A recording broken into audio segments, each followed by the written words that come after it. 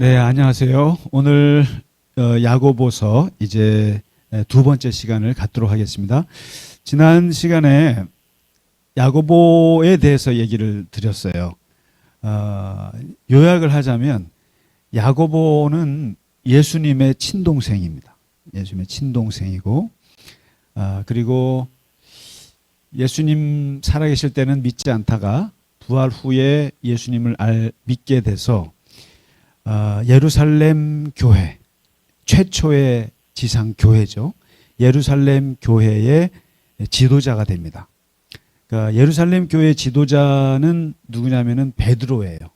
베드로고 또 요한 정도인데, 베드로와 요한보다 더 존경받는 지도자가 야고보였습니다. 그래서 기둥 같은 야고보라고 했어요. 기둥 같은 야고보. 근데 얼마나 이 베드로보다도 더 존경을 받은 이유가 뭐냐면, 이 야고보는 의인 중에 의인이라고 평가를 받았습니다. 그 유대인들에게도 존경을 받았고, 그 기독교인들에게도 이제 존경을 받는. 그래서 그 의인 중에 의인이다. 그래서 오블리아스라는 명칭이 붙었어요. 백성들의 보루다. 백성들의 보루. 그래서 이분이 얼마나 기도를 많이 했는가 하면은 성전에서 그 유일하게, 다른 사람들은 못 들어갔는데 이분은 성전에 들어가서 무릎 꿇고 얼마나 기도를 많이 했냐면은 이 무릎이 닳고 닳아서 낙타 무릎 같다. 그래서 별명이 낙타 무릎이에요. 그래서 이제 항상 그 백성들을 위해서 중보기도하는 것을 그치지 않았던 분인데, 이분이 이제 돌아가실 때는 성전에서 밀쳐져서 이제 떨어졌는데 죽지 않아서 이제 곤봉으로 몽둥이로 머리를 쳐서 죽였다. 이렇게 해서 순교한 걸로 이제, 그죠? 일단 전승이죠. 그러니까 여러 가지 설이 있어요. 어떻게 죽었는가에 대해서는. 그러나 어쨌든 유대인들한테 죽임을 당해서 이렇게 돌아가셨다. 이제 이게 야고보인데, 오늘 우리가 1장 이제 이 야고보라는 분이, 그러니까 딱 느끼기에도 이분은 바울과 대척점에 있는 사람이에요. 그러니까 여러분, 이게 같은 신앙 안에서도 많은 파가 있어요. 그러니까 왜냐하면 하나님은 워낙 크신 분이기 때문에 하나님을 경험하고 하나님을 생각하는 게 다 달라요, 좀. 그래서 그게 이제 파가 좀 나눠지는데, 이게 율법을 가지고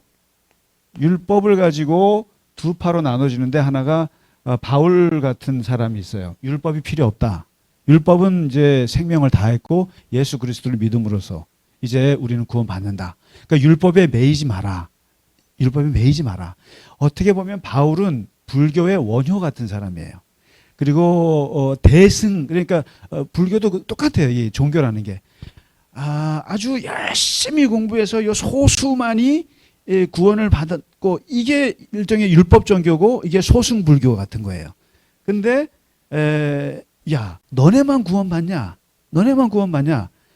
누구든 좀 쉽게 대중들을 일반 사람들도 구원받게 해야지 하고 넓게 나가는 게 이게 대승불교였고, 이게 바로 은혜의 기독교예요. 은혜 기독교. 그러니까 이게 옛날에 율법 종교라 그러면 바울은 은혜 종교를 들여왔던 사람이에요. 그러니까 은혜 종교의 문을 연 사람이에요.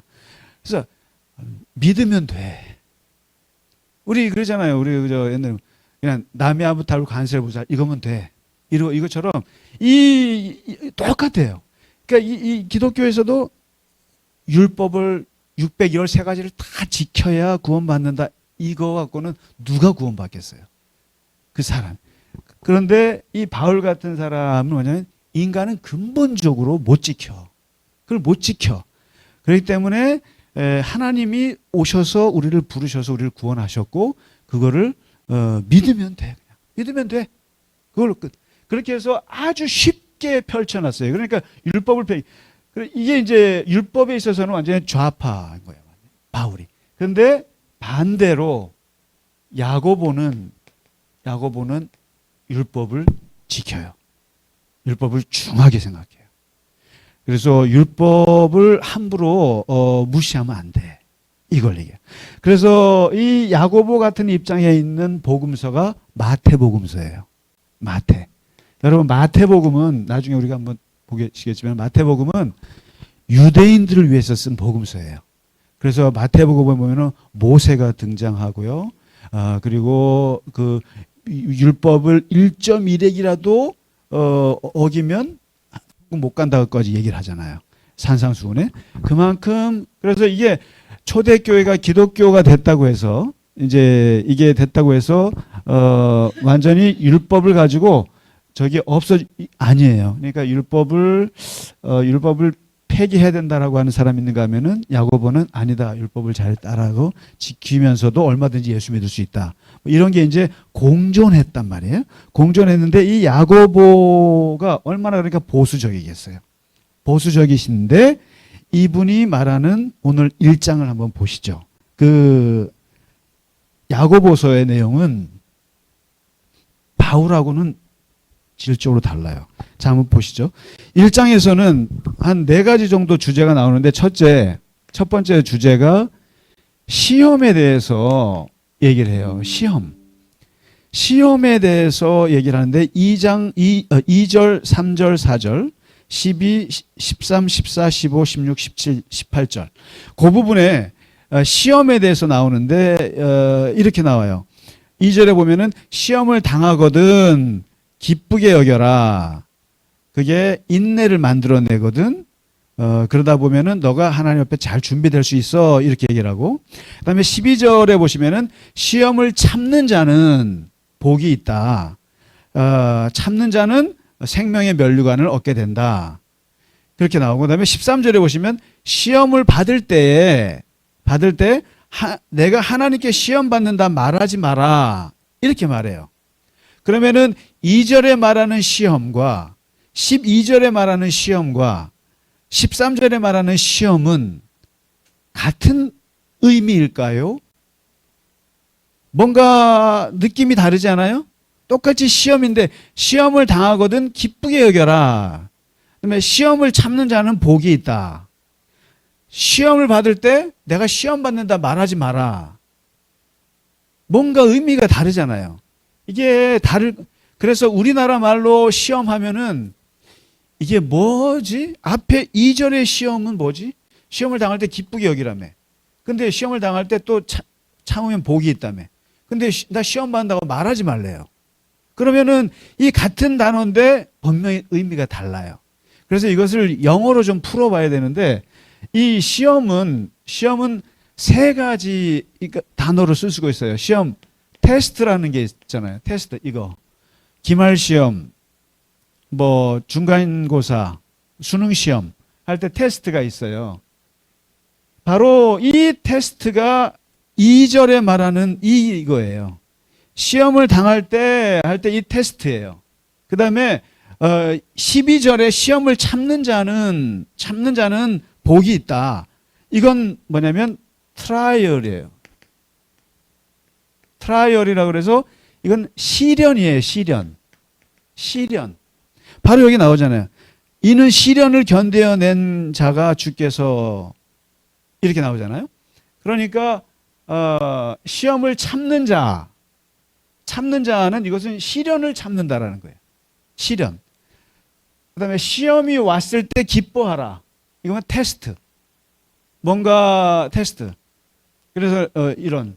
그다음에 13절에 보면은 시험을 받을 때 내가 시험 받는다 말하지 마라. 이거는 이런 테스트나 트라이얼이 아니고 템프테이션이에요. 템프테이션이라고. 이거는 다른 말로 하면은 유혹이라 그래요. 유혹이라 그래요. 근데 이 유혹과 시련과 시험을 우리 성경에서는 똑같이 시험이라고 나와요. 그러다 보니까 이 시험인지 저 시험인지, 그리고 시험 받을 때 기뻐하라 해놓고 시험 받는다고 말하지 말라고 하니까 이게 말이 헷갈리잖아요. 근데 이제 그런 거예요. 그러니까 하나님이 우리를 시험하느냐? 하나님이 시험하느냐 그러면은 시험합니다라고도 말할 수 있고 시험하지 않는다고도 말할 수 있어요. 근데 영어로 표현하면 돼요. 하나님이 우리를 테스트하느냐? Yes. 테스트해요. 아브라함을 테스트한 거예요, 그건요. 아브라함을 저게 바치는 거를 이삭 바치는 거는 테스트예요. 테스트란 말이에요. 그런 테스트는 있어요. 욥을 가지고 하나님이 테스트한 거예요, 그거는. 그러니까 때로는 하나님께서 우리를 이렇게 어떤 생각을 가지고 어떻게 할 건지 테스트할 수 있어요.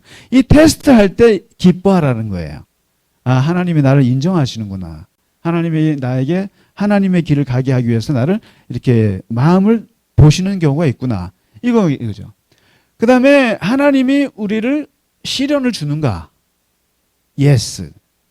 시련을 주실 수 있다. 그래서 이게 환난, 시련, 고난, 이것은 어쩌면 하나님이 하나님의 사람으로 만드는 아주 좋은 도구 중에 하나가 고난이에요. 트라이얼. 시련. 사람이 시련이 없으면 온유에 이를 수가 없어요. 사람이 자꾸 맞아야 되니. 그래서 우리가 다 그러잖아요. 험한 야곱이 그 바로왕 앞에서 내 험한 인생, 억세게 험한 인생, 130년 인생 할 때 그게 시련이죠. 이거다, 저거다. 이건. 근데 그러면 하나님이 그러면 이 유혹하느냐? 하나님이 유혹하느냐? 이거는 아니다라는 거예요. 하나님은 우리를 유혹해서 죄에 빠지게 넘어가게 하시는 분은 아니다. 그래서 시험이 올 때 기뻐하는 건 좋고 하나님이 나를 테스트한다고 하실 때 그리고 인내를 기를 수 있기 때문에 좋다. 그 다음에 이 시련을 참는 자는 복이 있다. 잘 이겨내면은 하나님께서 생명의 면류관을 주신다. 그런데 너가 유혹을 당할 때예요. 시험을 받을 때 사람이 템프테이션, 유혹을 받을 때 내가 하나님께 테스트 받는다고 말하지 말라는 거예요. 왜냐하면 하나님은 악에게 시험을 받지도 않고 신이 시험하지 않느니라. 이 테스트가 아니라 하나님은 너를 유혹하지 않는다는 거예요. 하나님은 유혹받지도 않고 유혹을 하지도 않아. 그런데 왜 유혹을 받으면서 템프테이션을 받으면서 왜 하나님이 나를 테스트한다고 말해? 알고 봤더니 다 그게 너의 욕심에서 왔으면서 네 욕심 때문에 생긴 유혹을 가지고 하나님이 테스트한다고 언어도단하지 말라는 거예요. 그러니까 이런 사람이 이게 베드로도 똑같이 얘기했어요. 자기가 맞을 짓을 해놓고 매를 맞으면서 하나님이 나를 때린다 이렇게 말하지 말라는 거예요. 그래서 우리가 이 고난을 해석할 때 정말 잘해야 돼요. 고난을 정말 하나님이 뜻이 있어서 주시는 고난이냐 아니면 내가 만들어낸 자초한 고난이냐 잘 분별해야 한다. 만약에 내가 자초해서 만든 고난이면 그냥 반성하면 돼요. 반성하고 돌이키고 후회해야죠. 그런데 내가 만들어낸 자초해낸 고난을 놓고 하나님 원망하지 말라는 거예요. 근데 이런 현상이 그때나 지금이나 인간의 보편적인 현상이에요. 이걸 뭐라 하냐면은 투사라 그래요. 투사. 프로젝션이라고 그래요. 프로젝션 뭔지 아시죠? 프로젝션 이렇게 쏘잖아요. 책임을 남에게 쏘아놓는 거예요. 투사하는 거예요. 그러니까 자기가 잘못해가지고 자기가 잘못하고 자기가 실수하고 자기가 욕심 때문에 그런 어려움을 겪으면서 그것을 하나님이 나를 그렇게 어렵게 하게 했다라고 말하지 마라. 그래서 분명하게 테스트와 트라이얼과 템프테이션을 구별하라. 그거를 오늘 아주 야고보서에서 정확하게 구분해 주고 있어요. 테스트는 기뻐하라. 트라이얼은 잘 참아내라. 템프테이션 왔을 때 하나님의 유혹한다. 변명하지 마라. 투사시키지 마라. 이거죠. 자, 그 다음에 두 번째. 그래서 이 시험에 대해서 이거는 아주 야고보가 정리를 정확하게 했습니다. 그 다음에 기도에 대해서 얘기를 하는데요. 두 번째는 기도에 대해서 이제 그 마지막 장에 가서도 이제 기도에 대한 강한 얘기를 하는데 여기서 됩니다. 너희 중에 지혜가 부족하거든 기도하라. 누구한테? 하나님께 기도하는데 하나님이 어떤 분이냐? 야고보가 말하는 하나님은 이분이 얼마나 성전에서 많이 기도했어요? 하나님, 근데 이 기도할 때 우리가 참 중요하게 생각해야 되는 게 내가 믿는 하나님이 어떤 하나님이라는 그게 지식이 있어야 돼요. 근데 야고보는 하나님은 어떤 하나님이냐면은 후히 주시는 하나님이에요. 후히 주시는 하나님. 후히 주시는, 그 다음에 꾸짖지 않는 하나님이에요. 이게 참 중요한 거예요. 보세요. 이분이 율법을 중하게 생각하시는 분이란 말이에요.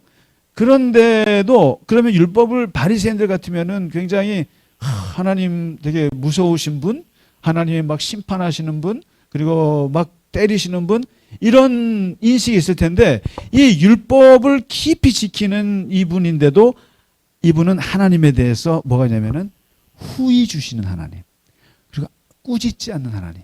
이게 은혜의 하나님 개념이 분명히 들어와 있어요. 놀라운 얘기예요.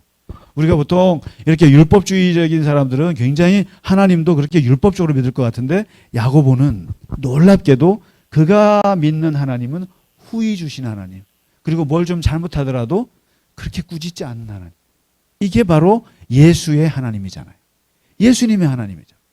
근데 바로 이런 하나님께 구하라. 그러면은 후히 주실 것이다.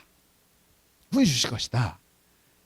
그리고 구할 때 제발 믿음으로 구하라. 믿음을 가지고 구하라. 그런데 믿음을 가지고 구한다는 얘기는 의심하지 마라. 의심하지 마라. 의심은 마치 바람에 밀려 요동하는 바다 물결 같은 건데 이런 사람들은 아예 기도하지 마라. 아예 기도하지 마라. 그리고 바로 이 의심이란 말은 파도에 그 흔들리는 바다 물결과 함께 동시에 이것은 두 마음이다. 이렇게 얘기해요. 두 마음이요. 두 마음이다. 의심이라고 하는 것은 두 마음인데 두 마음이라고 하는 것은 뭐냐면 마음이 쪼개지는 걸 말해요. 그래서 이것을 우리가 정신분열, 스키저프레이즈라고 하지. 그러니까 쪼개져서 어떻게 해야 될지를 모르는데 이런 사람은 기도하지 마라.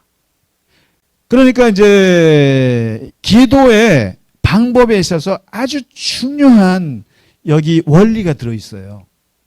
뭐냐면 한 마음이에요. 한 마음. 하나의 마음. 그래서 예수님도 이 말을 굉장히 중요하게 말씀하시거든요. 한 마음으로. 그러니까 마음이 두 마음으로 쪼개지면 기도하지 마라. 그래서 현대인들은 굉장히 기도하기가 어려운 시대에 살고 있어요. 사실은 어려워요. 왜냐하면 너무나 마음들이 두 마음만 해도 괜찮지요. 한 세 마음, 네 마음, 열 마음. 마음이 너무 많아. 너무 많이 흩어져 있기 때문에 이런 상태에서 사는 우리들은 기도한다는 것은 굉장히 어려운 거예요. 기도할 때는 딱 하나님만 생각하면서 이게 집중해야 되거든요. 집중. 근데 기도하면서 이 생각, 저 생각이 많은 거죠. 그래서 기도하실 때 사실 찬양부터 하시고요. 찬양하고 그다음에 박수 치면서 찬양하고 그리고 말씀 보고 그리고 한참 기도하다가 나중에 그래서 방언을 받으면 좋아요. 방언을 하나님이 주시면 참 좋겠어요. 그래서 방언하면서 막 딴 생각도 하고 막 하고 찬양 그러다가 그래서 결국에 두 마음, 열 마음이 한 마음이 되는 데는 사실상 시간이 걸려요. 시간이 걸려요. 생각해 보세요. 세상에서 이 일 저 일을 막 분주하게 살다가 교회 딱 와서 하나님 기도하면 한 마음이 됩니까? 안 돼요. 그래서 시간이 필요해요. 찬양 좀 하고 말씀 좀 보고 그리고 또 뭐 방언도 하고 그리고 기도하면서도 이 생각 저 생각 하다가 시간이 1시간 2시간 가다 보면은 그날부터는 몰입이 되는 거거든요.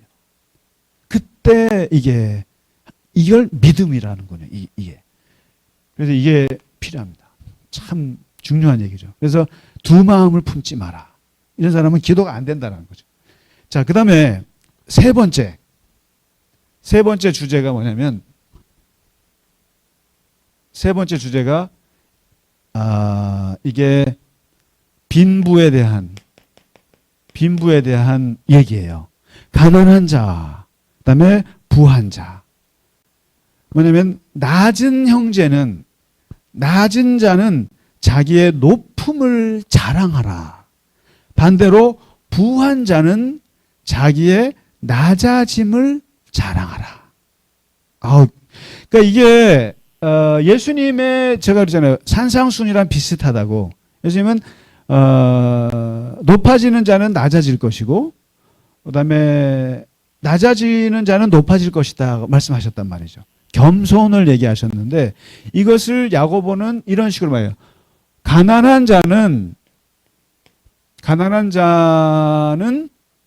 높아질 것이다가 아니라 너가 높아졌다고 하는 것을 기뻐하라.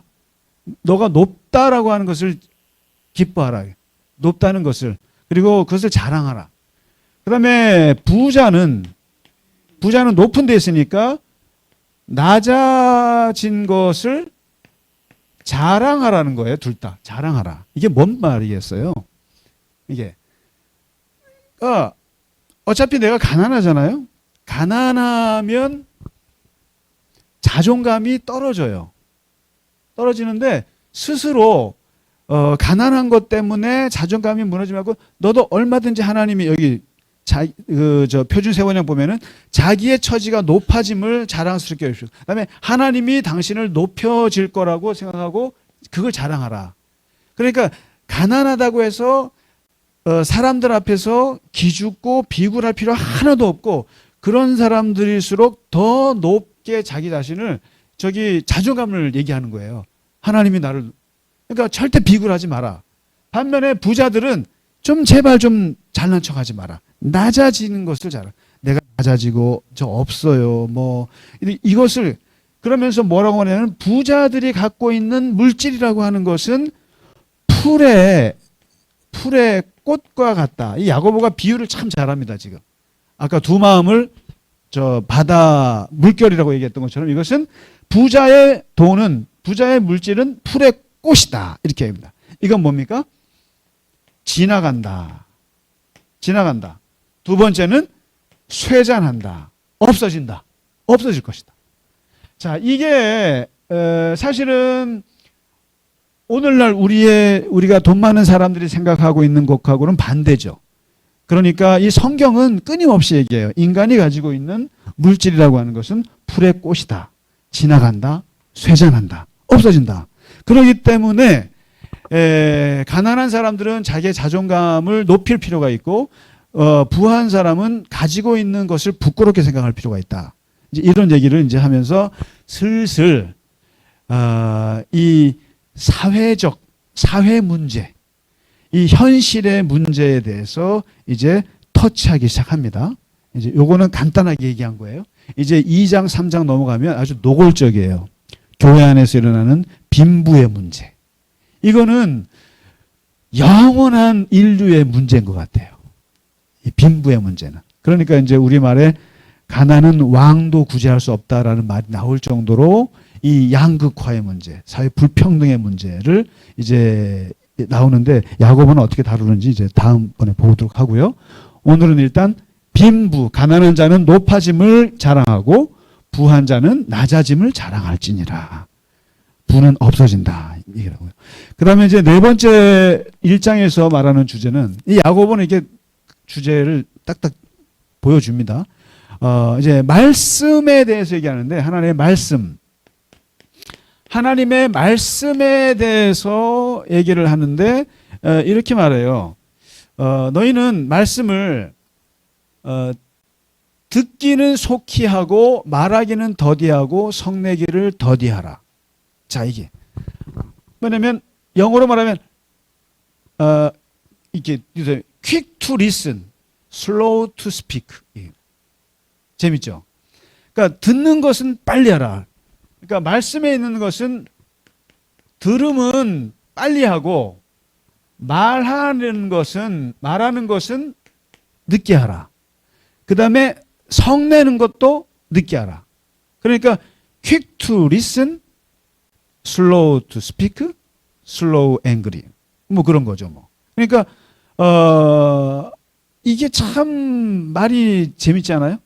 그러니까 듣는 것은 하여튼 귀는 열어놓고 살고 말하는 것은 더디하라. 이제 좀 있다 보면 이제 4장에 가시면은 이 말에 대해서 이제 기가 막힌 얘기가 나오는데 일단은 오늘은 간단하게 하는 거죠. 이렇게 얘기를 하면서 말씀은 그다음에 말씀을 놓고 그다음에 어떻게 하나요? 말씀을 놓고 말씀은 이런 얘기를 해요. 듣긴 듣는데 말씀을 듣기만 하지 말고 말씀을 행하는 자가 되라. 이렇게 얘기를 합니다. 말씀은. 그러니까 말씀을 듣기는 빨리 듣는데 듣기만 하지 말고 행하는 자가 되라. 이게. 그러니까 doing이 중요하다 이거죠. doing이. 그러니까 listening도 중요하지만 그러나 listening보다 더 중요한 것은 doing이야. 말씀을. 근데 마치 이 듣기만 하는 사람들은 거울 보고 지나가는 것과 같아. 거울 보고. 근데 이제 거울 보고 잊어버린다라는 거예요. 왜 그러냐면 이게 오늘날에는 거울이 너무 좋잖아요. 그러니까 요즘에 거울 보고 얼굴 잊어버려요? 안 잊어버린단 말이에요. 근데 지금 왜 야고보서는 거울을 자기 생긴 얼굴을 보는 사람 것 같아서 거울 보고는 돌아서서 잊어버린다. 왜냐하면 거울이 옛날에는 청동 거울이라 흐릿했거든요. 흐릿해요. 그래서 잘 자기 얼굴을 제대로 오늘날 같이 보지 못하는 거죠. 그러니까 이 듣는 것만 가지고는 마치 금방 까먹는다. 이게 뭐예요? 하나님의 말씀을 듣는다라고 하는 머리에다가 두는 사람과 그 다음에 몸에다가 두는 사람하고는 다르다라는 거예요. 근데 이 머리에 두는 것은 그야말로 말씀을 지금 이게 듣는 것만 그러니까 공부한다는 거 그냥 이해하는 정도로만 하면 된다는 거예요. 그런데 말씀이 진짜 이렇게 하는 것은 몸으로 들어오는 건데 이것은 행해봐야 한다. 행하지 않으면 몸으로 이게 체화될 수가 없는 거다. 그렇죠, 뭐. 그렇죠. 그래서 이제 사실은 수많은 성경에 대한 지식보다 그 성경에 있는 하나의 구절을 내가 한번 실천하는 걸로 이게 더 큰 거죠, 사실은. 그러니까 야고보는 그거를 이제 본 거예요. 그러니까 하나님의 말씀을 행함으로써 사실 이거는 끝이다. 행하면 끝이죠, 뭐. 행하면 그렇게 살면. 그러니까 이게 중요한 거다. 이렇게 얘기를 하면서 아주 재미있는 얘기를 해요. 26절, 27절이에요. 오늘의 하이라이트입니다, 이게. 오늘의 하이라이트인데 이 말씀 얘기를 하시다가 누구든지 스스로 경건하다 생각하며 자기 혀를 재갈 물리지 아니하고 자기 마음을 속이면 이 사람의 경건은 헛것이라. 이제 이 경건에 대해서 얘기를 합니다. 경건에 대해서 얘기하는데 나 경건하다고 생각해. 그런데 혀를 재갈 물리지 않으면 이거는 헛것이다. 그 다음에 하나님 아버지 앞에서 정결하고 더러움이 없는 경건은 그러니까 하나님이 인정하는 경건은 고아와 과부를 환난 중에 돌보고 자기를 지켜 세속에 물들지 아니하는 그것이다. 이렇게 얘기를 해요. 그러면서 이 경건에 대한 3가지 정의를 합니다. 첫째가 경건이란 자기 혀를 재갈 물리는 것이다. 그러니까 입 조심하는 거다. 입. 이 말을 통제하는 것이다. 말을 통제하는 것이다. 그다음에 두 번째 경건이라고 하는 것은 고아와 과부를 돌보는 것이다. 아, 기가 막힌, 생각지 않았던 얘기죠. 고아와 과부를 돌보는 거다. 이게. 그다음에 세 번째 참된 경건은 자기를 지켜서 새 속에 물들지 않는 것이다. 이것이 경건이다. 그래서 이 경건이 우리는 볼 때 경건한 마음으로 예배드리겠습니다. 그러면은 어떤 의미겠어요? 여러 가지 마음을 다 좀 버리고 하나님 앞에 경건한, 그야말로 저 깨끗한 마음을 가지고 하는 것이다라고 하는 경건을 이 하나님을 향해서만, 수직적인 영성에서만 쓰는 걸로 생각하는데, 이 놀라운 것은 성경은 항상 수직과 수평의 영성을 항상 동시에 얘기해요. 그래서 이게 바로 십자가의 영성이라고 하는데, 이게 수직의 영성이고 하나님 앞에서 내가 어떻게 하는가, 그 다음에 동시에 하나님 앞에서 하면 수평적 영성이 같이 나와요. 그러니까 경건이라고 하는 것은 하나님 앞에서 하는 것과 사람들 앞에서 하는 것이 동시에 이루어지는 것인데, 이 지금 경건이란 혀에 재갈을 물리는 것이고 고아와 과부를, 이거는 수평적인 거잖아요.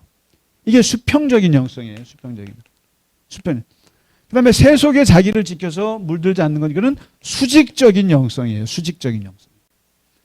그러니까 이 두 가지가 같이 나오는데, 이 경건이라는 걸 찾아보니까 영어로 뭐라고 나왔나 했어요. 파이어티라고 돼 있나? 라고 봤더니 그게 아니고, 놀랍게도 경건을 릴리전이라고 나와 있어요. 릴리전이 뭐예요? 릴리전이 뭔지 아시죠? 종교잖아요. 종교가 영어로 릴리전이에요. 종교를.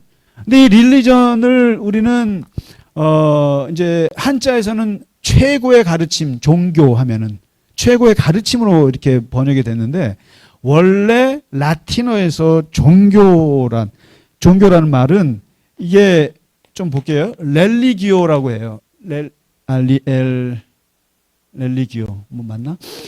렐리기오라는 말에서 왔는데, 이 말은 원래 이런 뜻이에요. 보세요. 참, 근데 이게 경건이란 말을 어떻게 릴리전으로 영어로 나왔는지 참 재밌어요. 이게 릴리전이에요. 이게 경건이라는 거예요. 이게 경건이라는 거예요.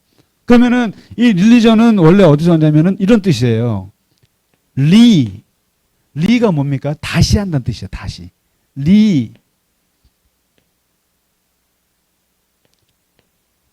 레게레. 다시 본다라는 뜻이에요. 다시 읽는다라는 뜻이에요.